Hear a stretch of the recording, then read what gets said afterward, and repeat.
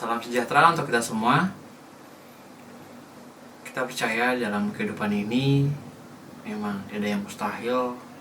Bahkan dalam situasi saat ini kita percaya juga tidak akan ada mustahil juga, akan semakin membaik. Dan berterima kasih juga untuk setiap orang yang di rumah, Bapak Ibu, saudara-saudari, dan teman-teman sekalian yang telah menyempatkan waktu untuk menonton video ini, Devotion from Home. Dan saat ini kita akan mau belajar bersama-sama. Kita mau melihat suatu objek dengan sudut pandang yang berbeda. The same object, different angle. Dan langsung kita akan mau belajar dari kitab Ayub. Dan kitab Ayub ini terambil dari pasal yang kedua, ayat yang 11 sampai dengan 12, yang mengatakan, ketika ketiga sahabat Ayub mendengar kabar tentang segala malapetaka yang menimpa dia, maka datanglah mereka dari tempatnya masing-masing, yakni Elifas orang Teman, dan Bildad orang Suah, serta Zofar orang Naamah. Mereka bersepakat untuk mengucapkan belasungkawa kepadanya dan menghibur dia. Ketika mereka memandang dari jauh, mereka tidak mengenalnya lagi. Lalu menangislah mereka dengan suara nyaring. Mereka mengoyakkan jubahnya dan menaburkan debu di kepala terhadap langit. Nah, dari sini kita mau melihat bersama-sama tiga sudut pandang yang berbeda. Dan sebelum itu, aku ada sebuah objek, yaitu ini. Ini adalah, benar, kertas. Dan kertas ini berwarna putih. Dan kita percaya juga ini kertas, memang kertas dan berwarna putih dari sudut pandang Anda yang dari rumah. Tapi belum tentu juga dari sudut pandang saya, karena dari sudut pandang saya itu kertas ini adalah berwarna biru.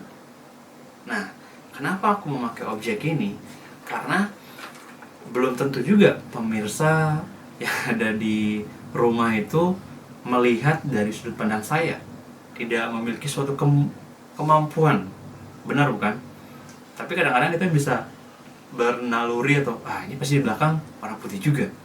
Tapi sekarang kita mau melihat bagaimana sih cara melihat sudut pandang yang benar bersama Tuhan.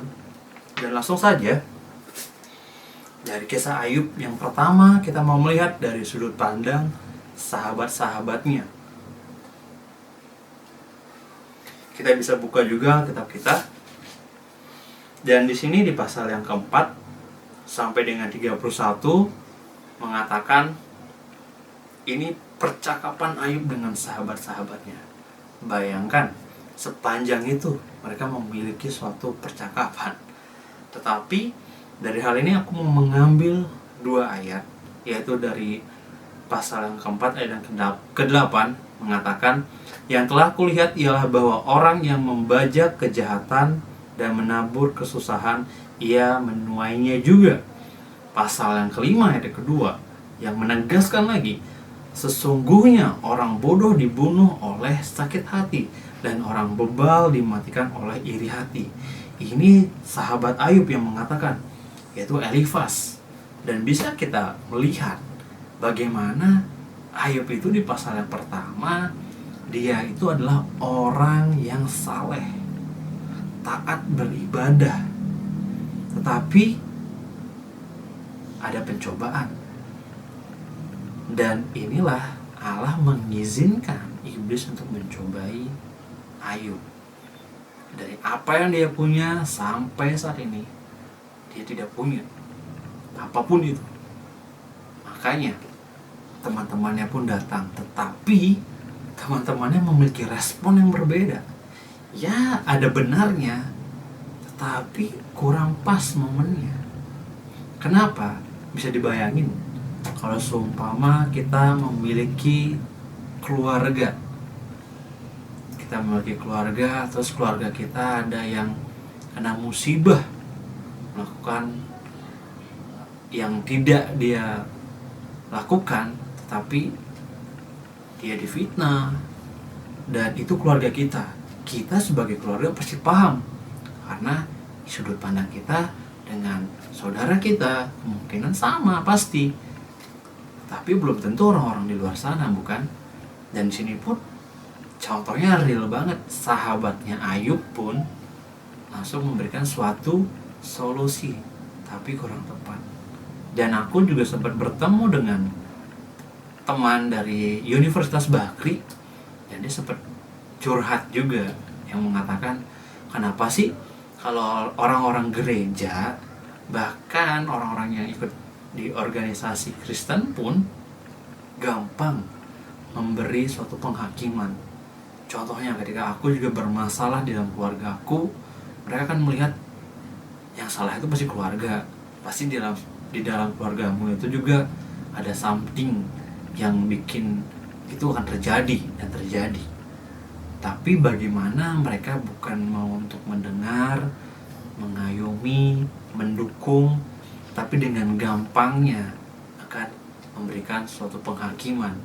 Karena di sisi lain, anak ini, student ini mengatakan, aku bukan mencari suatu perhatian, tapi aku mencari suatu dukungan, dimana aku tahu aku punya Tuhan, tetapi realnya aku butuh kayak teman, brother keeper yang bisa saling mendukung. Nah, disinilah perbedaan cara pandang manusia. Dengan analogi sebagai nahkoda, aku juga sangat-sangat terkesan dengan analogi ini, karena ketika nahkoda berlabuh di sebuah dermaga, dia memanuver kapalnya dengan baik, penumpang pun tidak akan mencarinya. Tetapi bagaimana ketika nahkoda bermanuver yang salah, memberikan suatu tabrakan kepada kapalnya, penumpang pun akan mencaci maki, bahkan mencari nahkodanya. That's why inilah bagaimana habit manusia. Saya pun gitu. Bagaimana lebih gampang mengingat atau melihat kekurangan orang lain, hal negatif orang lain. Dan itulah bagaimana cara pandang dari sahabat-sahabatnya Ayub. Tetapi bagaimana sekarang sudut pandang Ayub? Ini sudut pandang yang kedua. Dari Ayub sendiri mengatakan di pasal yang ke-31 ayat 5-6 mengatakan, jikalau aku bergaul dengan dusta atau kakiku cepat melangkah ke tipu daya, biarlah aku ditimbang di atas neraca yang teliti, maka aku akan mengetahui bahwa aku tidak bersalah. Di sini sudut pandang Ayub, bagaimana juga manusia pun seperti itu. Kenapa? Karena Ayub membenarkan diri. Of course, kenapa dia membenarkan diri? Karena bayangin, hidupnya dia itu saleh, tetapi mendapatkan pencobaan seperti ini. Yang mungkin banyak orang kan juga bisa gampang menjudge, mungkin kamu berdosa banget.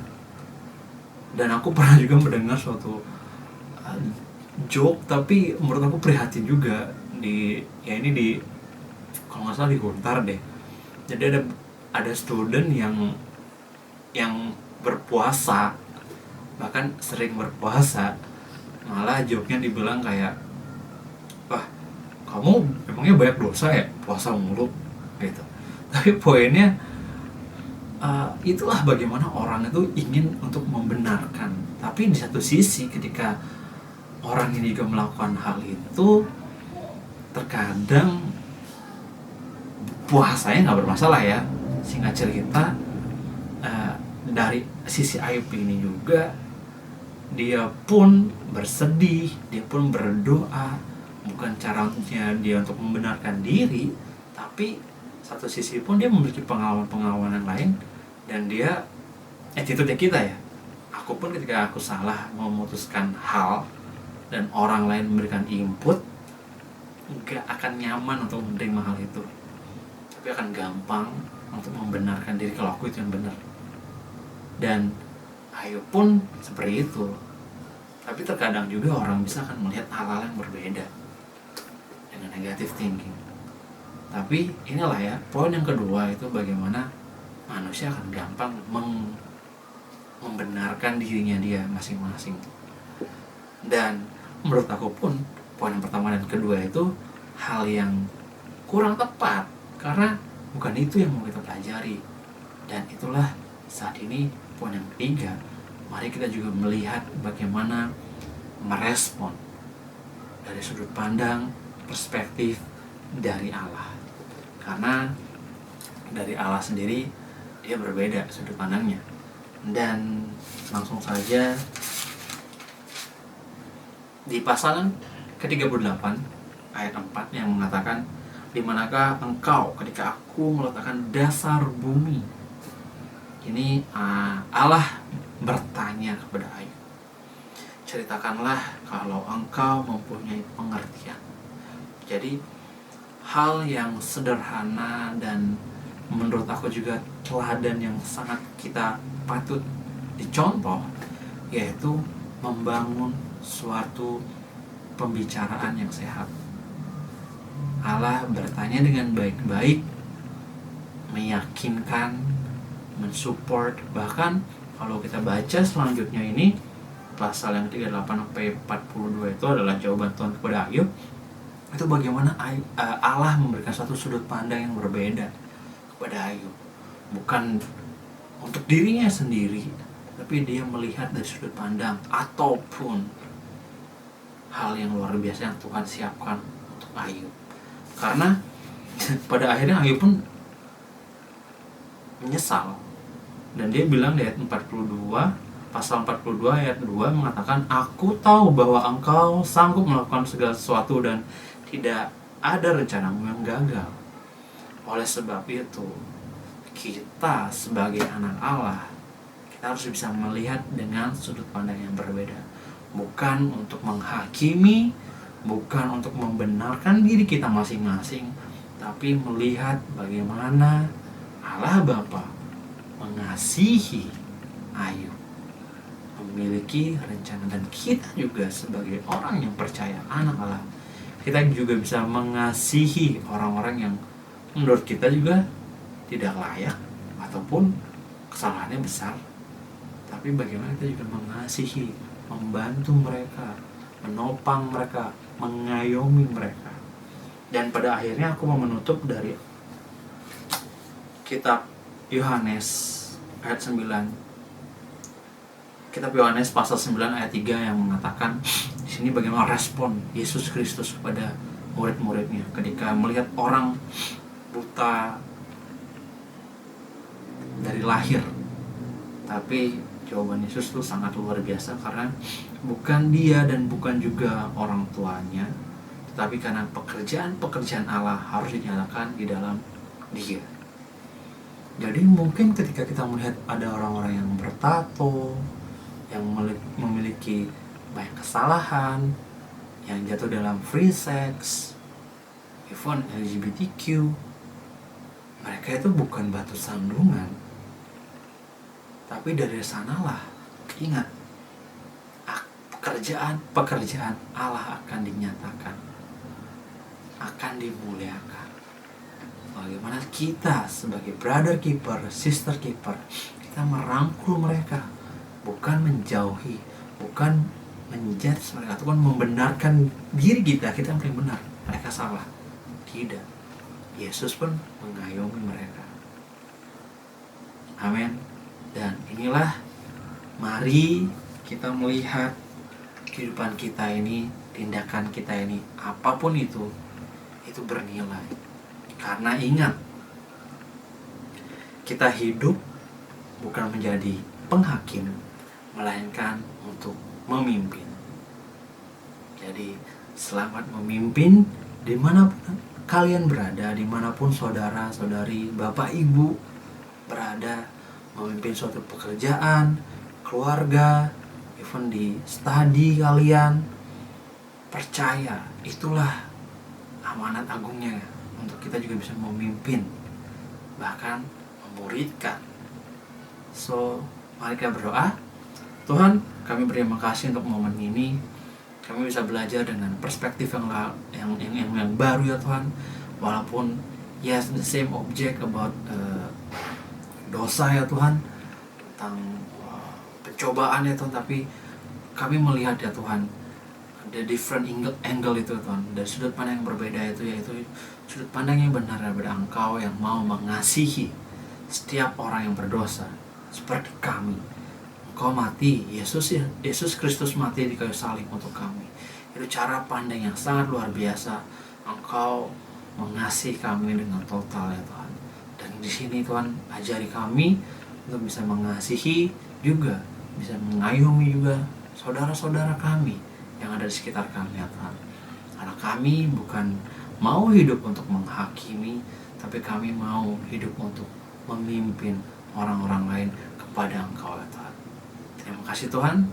Inilah kami, berkati kami, even kami serahkan kehidupan kami di dalam nama Yesus Kristus. Yang percaya katakan amin. Sampai jumpa di lain waktu, dan Tuhan Yesus memberkati.